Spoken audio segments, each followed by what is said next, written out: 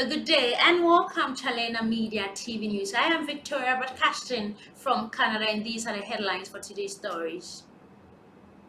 Tigray in UN peacekeeping force fear return to Ethiopia. From political parties, Parliament set to appoint national dialogue commissioners today. Ethnic cleansing in Ethiopia, alliance accused Abala masquerading. Bringing you this and more in detail after the short break. Stay tuned.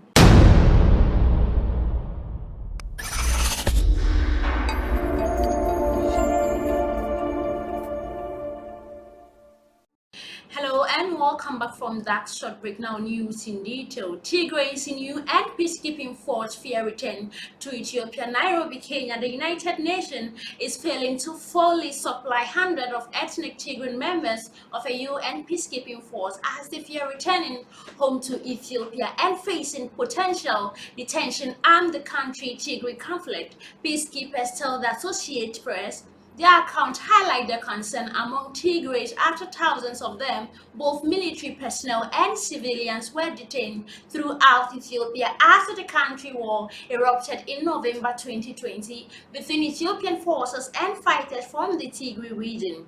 An unknown number have been released recent weeks after much of the fighting ceased, and Ethiopia this week lifted a state of emergency.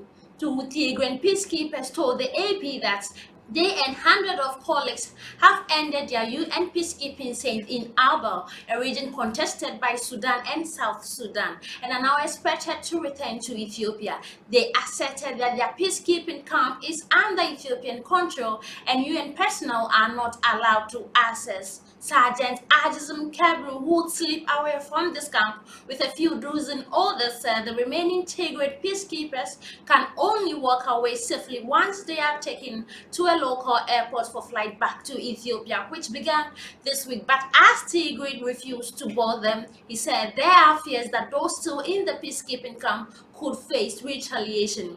Dozens of Tigray peacekeepers held a protest against the war in Ethiopia this week. A photo taken and shared by Arson shows that men and women with the blue UN passes around their neck standing with a handwriting sign reading, "Stopped inside in Tigray." The Tigray region of some 6 million people has been largely blockaded by Ethiopian government since June of last year, as authorities claim that humanitarian aid or other supplies could be used in support of Tigray forces. Fuel, cash, and supply available for humanitarian partners in Tigray are at near exhaustion level, the UN humanitarian agency said last week. A spokesman for Ethiopian military and government did not respond to questions about the Tigray peacekeepers with the UN mission. Ethiopian government has sought to portray a return to normal at home after the Tigray forces withdraw into their region in December under a drone-supported military offensive.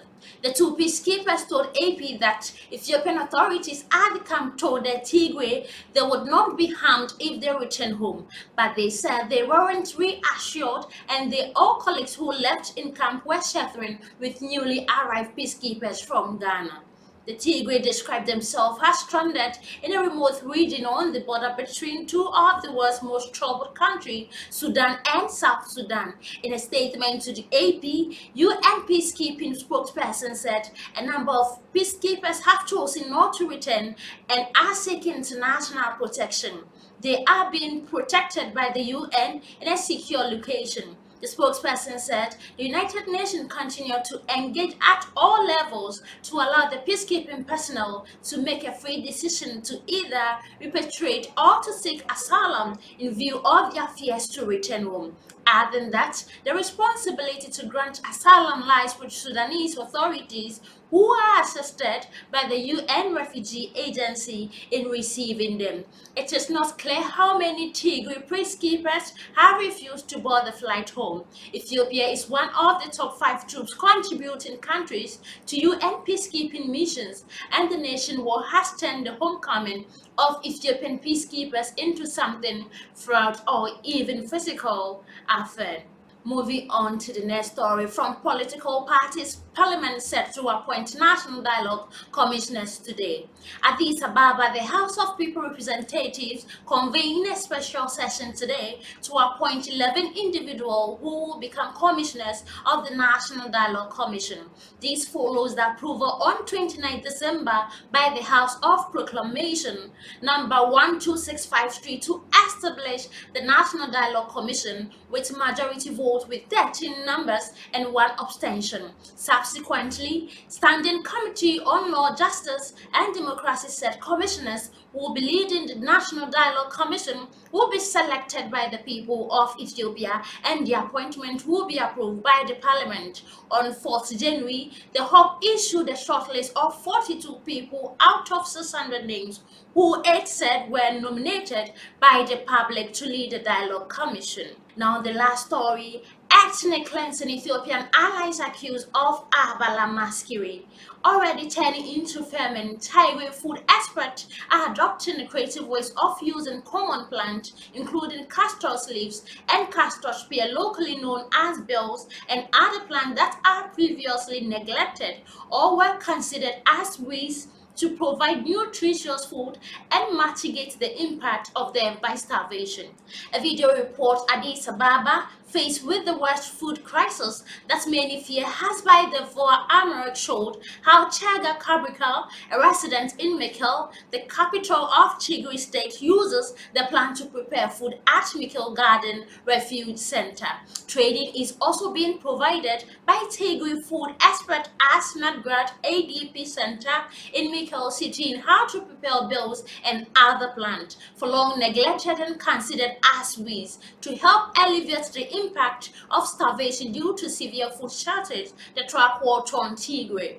This comes in the backdrop of growing alarm at the impact of what the UN called de facto blockade that hampered humanitarian supplies to Tigray. Female deaths were mounting. One statement by Refugee International released in early January that revealed minimum of 4,250 hunger-related deaths per day and a consecutive maximum of 1,201 deaths per day in Tigray. In the camp, there are almost 7,000 people who fled from Abala to Tigray in late December, including 26 girls who reported cases of sexual violence. The survivors, mostly women and children, were currently sheltered in 4 IDP centers, including Deng Ajin, all located on the outskirts of Mekelle.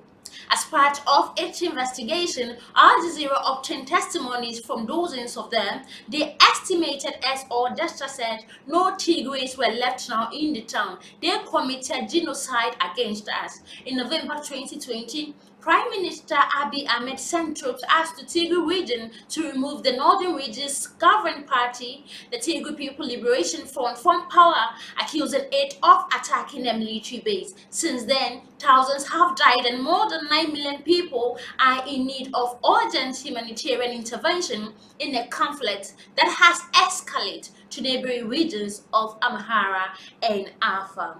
This is where I end the editorial on Alena Media TV. I am Victoria and thanks for watching.